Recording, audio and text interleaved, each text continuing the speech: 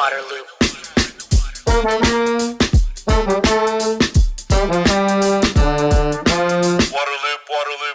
Welcome to Waterloop, the nonprofit news outlet exploring solutions for sustainability and equity in water. I'm the host, Travis Loop.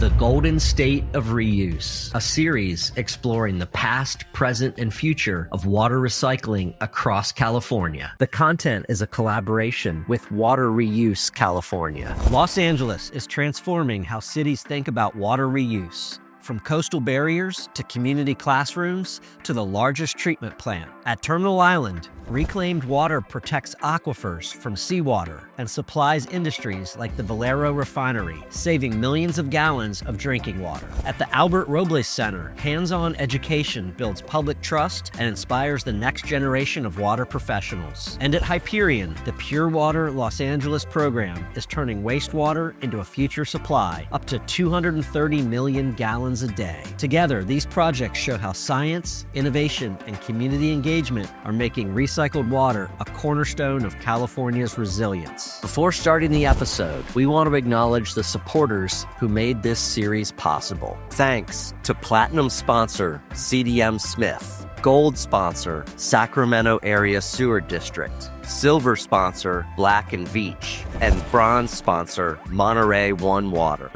From pilot studies to full-scale facilities, CDM Smith helps utilities and industrial leaders navigate complex regulatory, technological, and operational challenges. Commitment to innovation is a culture that's actually embedded within CDM Smith, and it's something that each and every one of us strives to do to meet the needs of our clients. CDM Smith is dedicated to strengthening water supply portfolios with sustainable and cost-effective reuse solutions. Learn more at cdmsmith.com/reuse.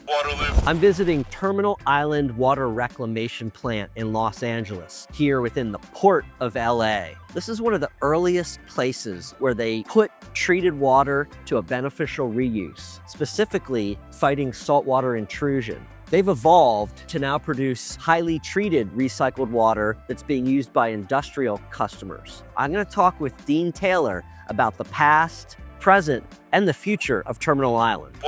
Terminal Island's use of reclaimed water, or the idea to start reclaiming water, actually came out of necessity and as well as an opportunity to reclaim water. So in the 1990s, Terminal Island and a bunch of other coastal wastewater treatment plants got an order to no longer discharge into a harbor. So if a pipe was discharging before a breakwater, they would have to find a way to not do that anymore because the state was worried about concentrated contaminants kind of sitting right off the coastline. So the easy idea would have been just to extend our outfall beyond the breakwater and stay as a conventional treatment plant. However, at the time, the Department of Water and Power, another city entity, was also injecting potable water into a seawater intrusion barrier, the Dominguez Gap barrier.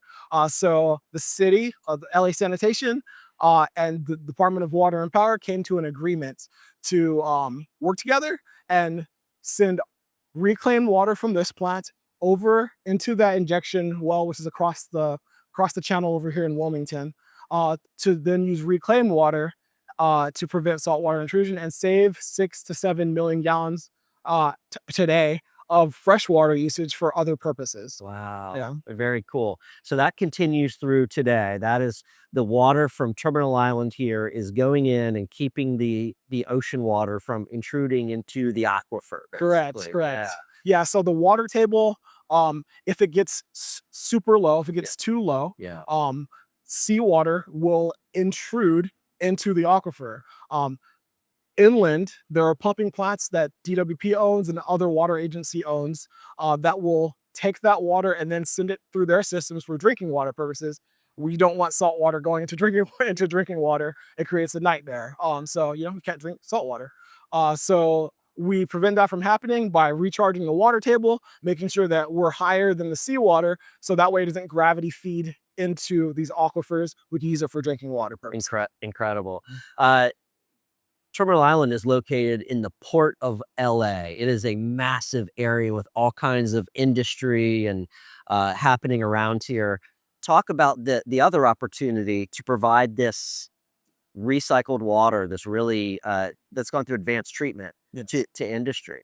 Yeah, so last year we got our first industrial user online, Valero refinery. They take upwards to 1.2 million gallons per day of reclaimed water, and they use it for the purposes of cooling water at their refinery facility. They would still have cooling water uses whether or not we were seeing them reclaim water. So this saves us 1 million gallons, 1.2 million gallons in freshwater usage. We also, at the end of this year, will have air products coming online. And Department of Water and Power is also looking for other customers that they can supply our water to. And we have the capacity to treat 12 million gallons. So we're looking for as many customers as we can to do that. Yeah. So contact Dean today. Yes, contact me today. I got water to sell you. What are the future plans for that water, the water that's still going to the ocean? Okay, so right now the flow splits into advanced treated water and water that goes to the outfall. Tertiary treated water still goes to the outfall right now. The plan is that we will be able to reclaim all of that water, and the plan is actually ready for that. So if we had the customers right now, we would be sending out all the water that comes in, and only brine would go to the outfall. We would send out, we would like to reclaim all the water if possible. Right now, the Department of Water and Power is working on construction projects that should be able to, so they should be able to take more flow. They're also working on getting more customers online. As I said, air products at the end of the year will be online, and they'll take more flow too. So hopefully soon we're doing full reclamation. Everything that comes in as wastewater leaves here as advanced treated water. Because of your location here in the Port of LA, you take water from a lot of industrial sources. So you've got a different chemistry to that water than a typical municipal wastewater plant. Could you talk about that, especially just in terms of what that means for how you're creating the recycled water? Yes, yeah, we're very industrial. The most industrial plants, there's 4 plants in LA, we're the one that takes in the most industrial flow. And it gives us unique constituents, and we have to make decisions based on those unique constituents. One of those decisions that we're kind of on the forefront of was when we were making our advanced oxidation process. Almost all the other plants that had advanced oxidation process used peroxide for it. But we found that peroxide was not sufficient to treat the amount of 1,4-dioxane and NDMA that come into the plant, mainly because we take in so much industrial flow. So we had to pivot.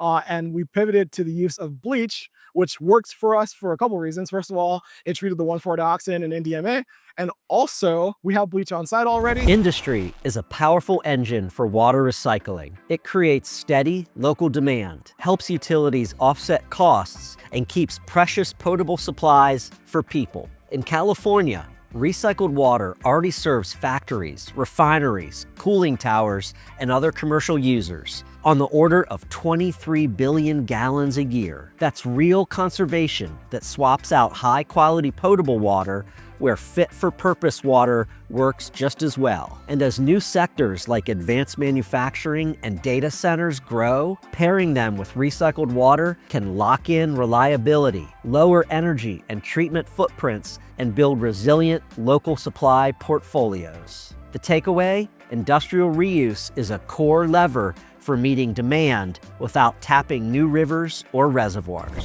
Thoughts on how terminal islands work, the reclaiming of water, has provided an example, especially for the rest of LA or even beyond. Terminal Island is unique in that we're on an island, and we're also unique in that we're in Los Angeles that has drought problems and has had water issues that, since before the aquifer.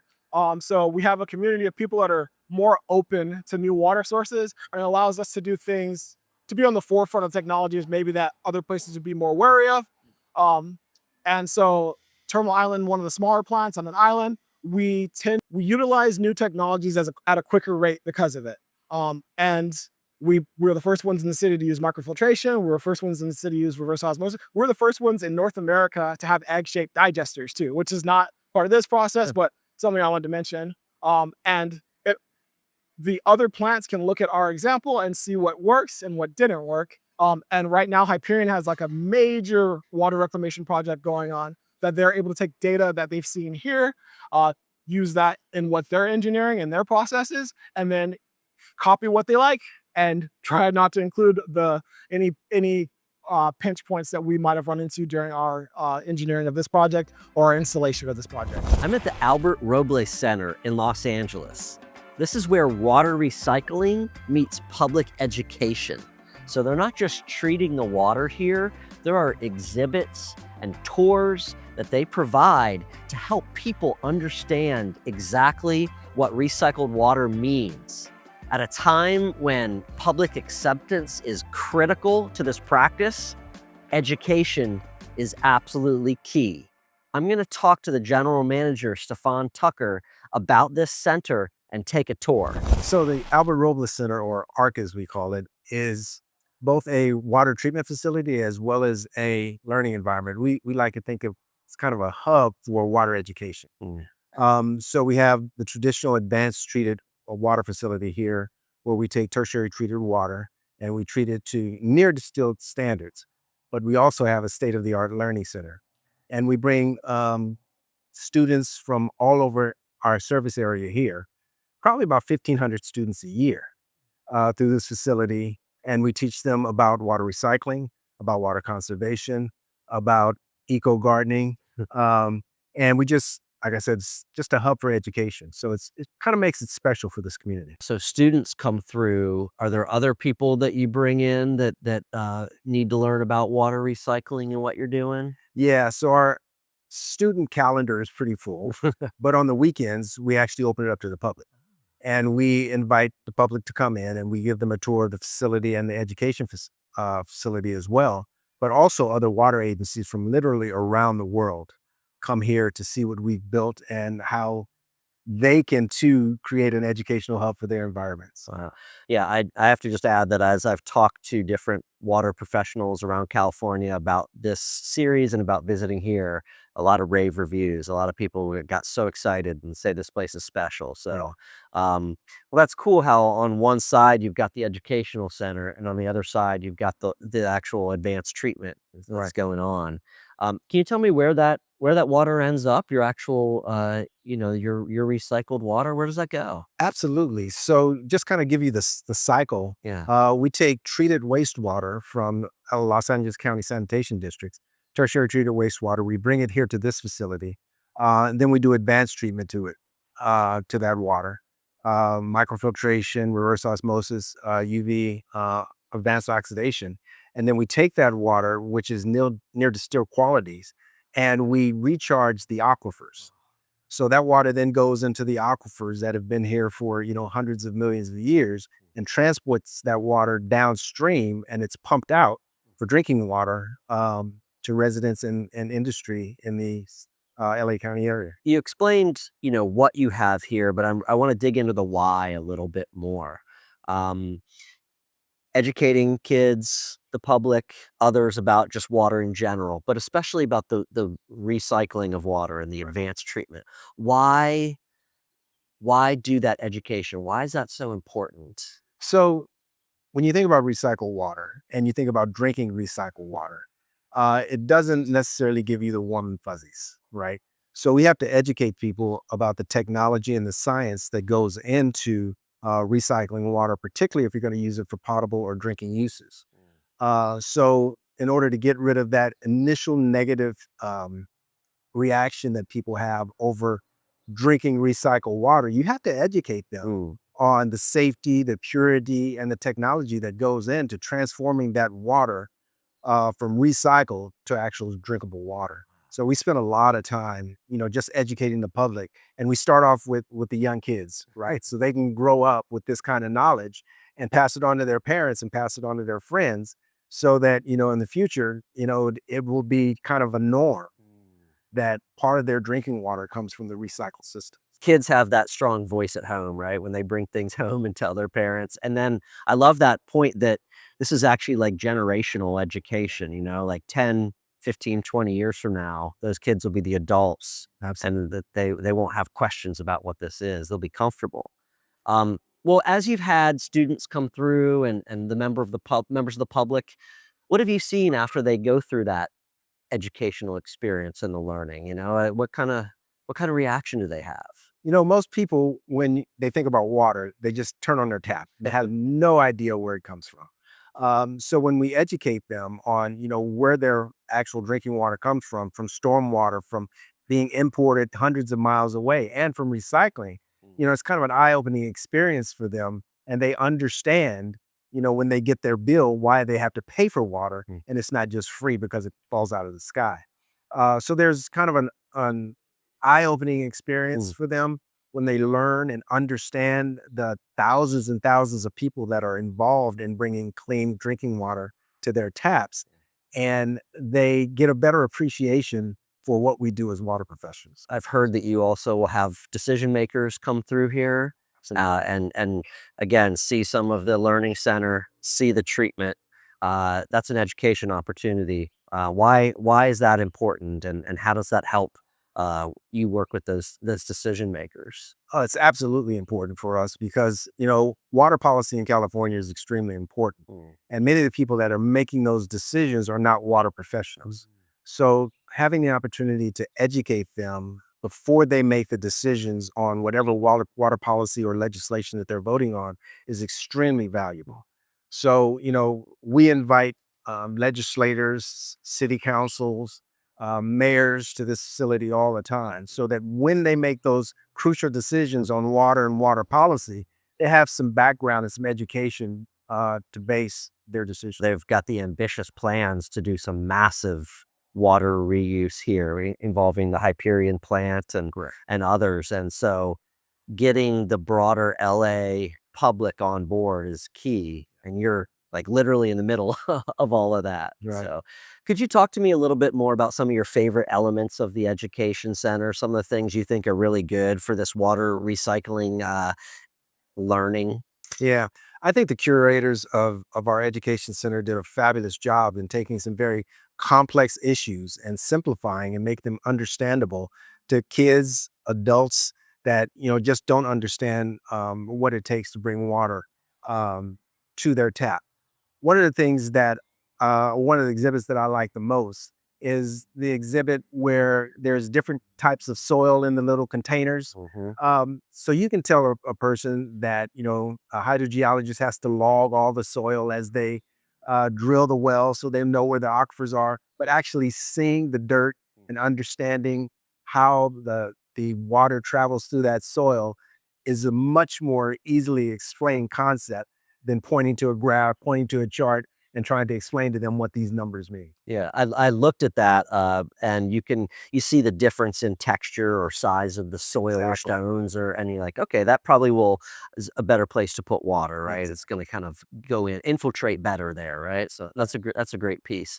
How has what you've done here with this learning center maybe impacted what other water utilities are doing with their public education? It's impacted a lot. Yeah. Actually, the greatest form of flattery is when someone tries to mimic or redo what you've already done. So we get a lot of agencies to come here, and as they're building their facilities, as they're designing their facilities, they come to this facility and get good ideas as to what they want to do in their facilities. The Los Angeles Department of Water and Power, where I spent most of my career, is building a facility out in the San Fernando Valley. Facility very similar to this, about twice the size, but their learning center is strikingly similar to the one that's here. Because they came here and they didn't want to reinvent the wheel, but they wanted to take the ideas, the great exhibits that we've designed, and they wanted to make another location on the other side of the county that's accessible to kids and students to get educated from that end of the valley to this end of the valley. 20 years ago, the phrase toilet to tap nearly stopped water recycling in its tracks. But California has come a long way since then. Public outreach, school programs, and facility tours have replaced fear with understanding, showing how advanced purification makes recycled water as safe and pure as any drinking source. Surveys now show that more than 3/4 of Californians support potable reuse, and communities across the state are embracing projects that once faced opposition. The lesson is simple. When people see the science and understand the safeguards, acceptance follows. Public awareness and acceptance is a key part of water reuse future in California, but you need a workforce if this practice is expanding. Yeah. What's happening on your front? What are your goals for helping to address that need? Yeah. I've talked this over with several of my general manager friends in the industry. And one of the things that's kind of universal among all of us is that Education we find that is the nobody single grows most up important wanting to be a ingredient for water scaling professional. water So reuse workforce across development is California. extremely important to us.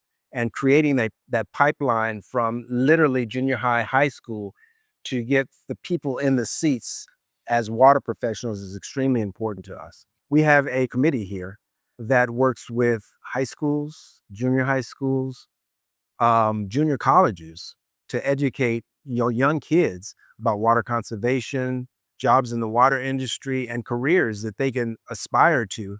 Um, in some cases, they're traditional careers like engineering or accounting, but we have a broad breadth of different careers in the water industry, and we want to educate those young students and inspire them to want to also come and work in the water industry as they consider other potential industries as well. Yeah. And I bet as some of them go through that learning center and then see the amazing infrastructure of the advanced treatment, that probably gets some things going in their head. It does. It's always interesting to see, to kind of act as a fly on the wall and watch kids walk through that learning center, to see their eyes light up as they, get little bits and pieces of information that they never knew before. And, we also have, out in the community, we run into students that have come through the center, and their parents will tell us, how excited their kids were when they came home and they shared some of that education that they learned, from just taking a field trip through this facility. There is no bigger plan for water recycling in California than Pure Water Los Angeles. This ambitious plan involves multiple agencies: the LA Department of Water and Power, LA City Sanitation, and the Metropolitan Water District of Southern California. And the linchpin is Hyperion Treatment Plant. I'm here to talk to officials from those agencies about the vision, the policy decisions, and the steps that are going to be needed to make this a reality. First, I talk with Johan Torledo of the LA Department of Water and Power to learn more about the vision for Pure Water Los Angeles. What is the early vision, as detailed as you can share? Pure Water Los Angeles, it's a program that's going to benefit all our customers. Los Angeles Department of Water and Power provides supply and service to 4 million residents in the city of Los Angeles. And so for us to do this, we're going to be purifying the water. There's going to be various pieces of infrastructure that need to be built as part of the program. And I could summarize this into 4 categories. The first one are the pilots. Currently, we have 2 pilots that have been constructed. One of them is this 1.5 MGD AWPF facility. AWPF stands for Advanced Water Purification Facility. And this facility is a proof of concept. Basically, here we're testing the technologies that are going to be used at a larger scale to implement Pure Water Los Angeles. The other pilot that we have across the way, it's the 1 MGD MBR pilot facility. At this facility, we're going to be testing a technology called membrane bioreactor.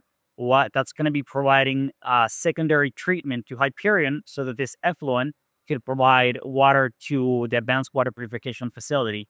The third pilot that we need to implement is a DPR facility. What this is basically a facility that basically demonstrates that we could comply with the regulations to make sure that we address the pathogen and chemical removal, to make sure that we not only showcase from a technical perspective that it can be done, but also this concept of seeing is believing. We want to have a demonstration facility that we bring the public and we let them see that we have the technology and that the water is just as good as the water that they get from their faucet right now. The other piece of infrastructure that needs to be built, it pertains to improvements at Hyperion itself. As I mentioned right now, Hyperion provides, it gets wastewater. That wastewater is treated and that water goes to the ocean. Hyperion is going to be going through renovations to make it more resilient, more modern. And part of that renovation is, again, modifying the secondary process, which basically manage a lot of the wastewater to create a cleaner supply into the WPF.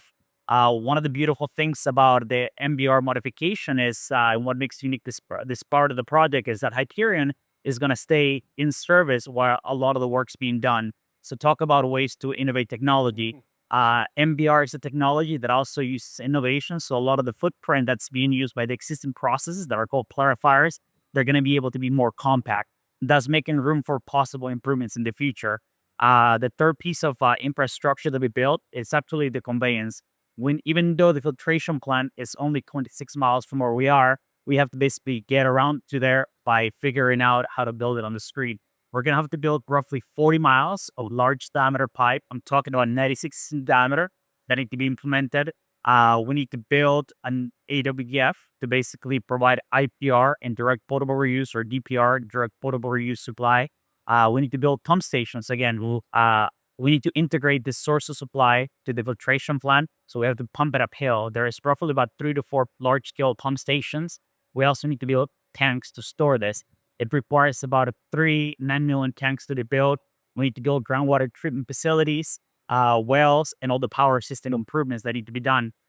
In talking about the scale, this program has a price tag if we implement it to maximize the amount of water that we want to get from Hyperion, which is 230 MGD, about 20 to $25 billion, and it would take about 30 years to implement. Of course, we want to do this in phases. So the program's laid out in 3 phases to be able to get specific flows. First phase is roughly 50 MGD out of Hyperion.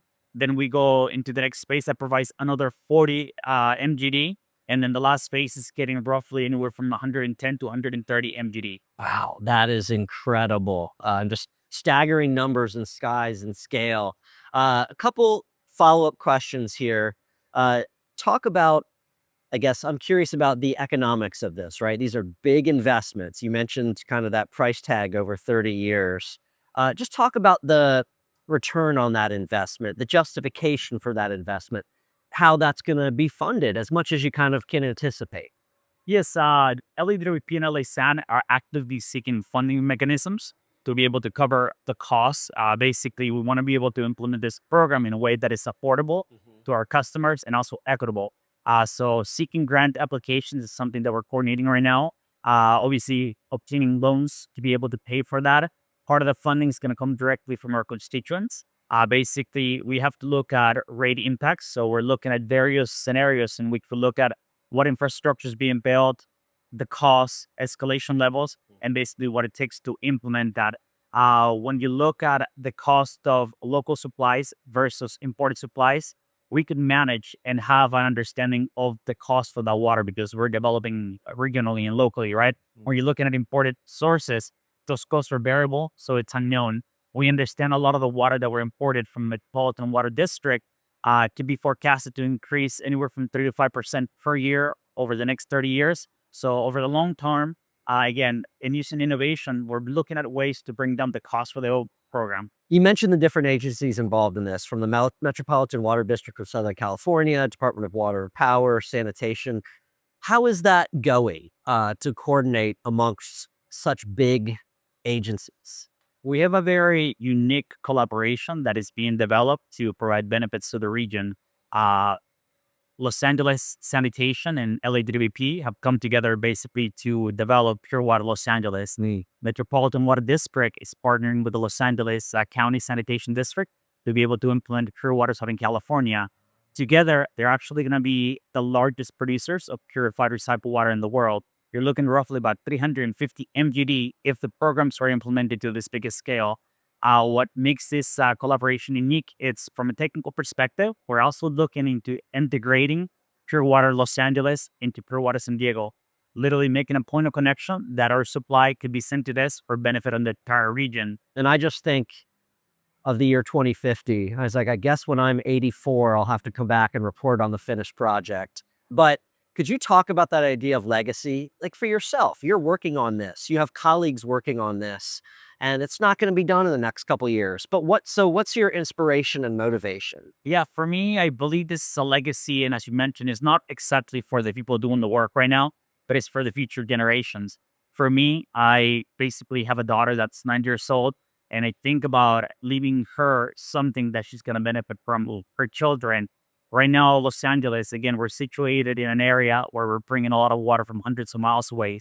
what does the future look like if we continue to do that, right? So by implementing a program like Pure Water Los Angeles, we're ensuring that future generations have supply to drink, to do business, etc. A lot of the financial stability of the region relies on water. There's no water, a lot of businesses would suffer. So being able to provide water to Los Angeles is kind of like providing a third aqueduct, right? Los Angeles was first built because of the Los Angeles Aqueduct was created. This program would do something in the future because we're going to have a lot of supply and it's going to impact your future generations. Next, I speak with Christina Becerra Jones of LA Sanitation to hear how Hyperion will be transformed. Tell me, I think, about some of that transformation here at Hyperion. And maybe you could start with talking about how you're figuring out what works. So, your demonstration, right? That's kind of the segue, if you will, to transforming Hyperion. Is that fair? That's part of it. Yes.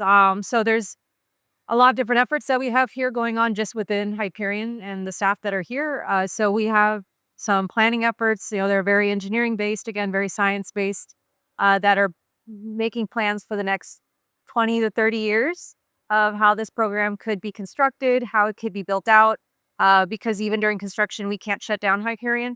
So the construction phasing is very important for us as we go forward with construction and the design process. So that's going to be what drives us within the plant itself. However, we're doing more than just planning. Right now, where we're sitting is actually the Hyperion Advanced Water Purification Facility. This is a proof of concept for the overall program. So it not only will provide a product to a customer, being LAX, which is behind us with the planes going overhead. It will also be a proof of concept where we can bring members of the public here to show them what the technology looks like, what it sounds like, what we're actually producing here, and hopefully make them more comfortable with the concept of potable reuse. The city and the state have had a lot of different histories with that treatment technology. So I think it's really a valuable experience that people can come here and see it for themselves and form their own opinion. And there's also a lot of educational signage present here. So hopefully that'll help with illustrating the technology, because actually a lot of wastewater technology and a lot of other treatment technologies, you actually can't see them.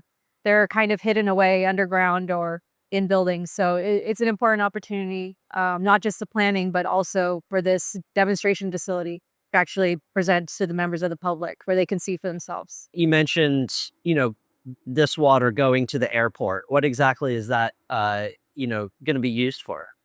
So we're going to use the water to offset current potable water usage at LAX. So that means day-to-day usage like toilet flushing. However, it also means for their centralized utility plant, which is what produces their air conditioning. So it's going to be a very day-to-day thing for LAX in their operations. We're also going to use it actually here at Hyperion. We use potable water right now for some industrial uses. So that water will no longer be potable, and instead it will come from this project. California has always been a kind of a leader in environmental regulations, and they've done a lot around recycled water, water reuse, including some new regulations that came out. How does all that set the stage and enable this vision of Pure Water Los Angeles? So state of California recently came out with direct potable reuse regulations. That's not something we had in the past. Even indirect potable reuse regulations are also relatively new in the grand scheme of the long history of the city of Los Angeles. So now that there are regulations, we do have some more certainty and finite information available to us as far as planning a program. So the timing in some ways is very opportune. Here in California, there's a very strong water recycling community. A lot of municipalities and systems have done this, are doing this, are headed towards doing it in the future. What's it like being part of that ecosystem, I guess, here when you're taking on something of this scale? There's a lot of enthusiasm, a lot of interest. People get really into the details. They're really into what everyone is doing around them. So there's a lot of interesting information to share, a lot of really detailed information to share. I think we're fortunate in that we do have this community of other engineers and scientists around us that are all looking towards this shared vision for this region. California being where it is, it's a beautiful state, but it has its difficulties with its own water supply. So it's so important that we do have other people and technology that they can share and stories and information that we can all learn from. So it goes to that collaboration that I think our agencies are all doing together. Thanks again to the sponsors that made this series possible. CDM Smith, Sacramento Area Sewer District, Black & Veatch, and Monterey One Water. Thanks for listening to this episode of The Golden State of Reuse, a series in collaboration with Water Reuse California. If you want to support Waterloop's ongoing exploration of water solutions, subscribe on YouTube, rate and review the podcast on Spotify and Apple, follow us on social media at The Waterloop, and sign up for email updates at waterloop.org. You're in the Water Loop.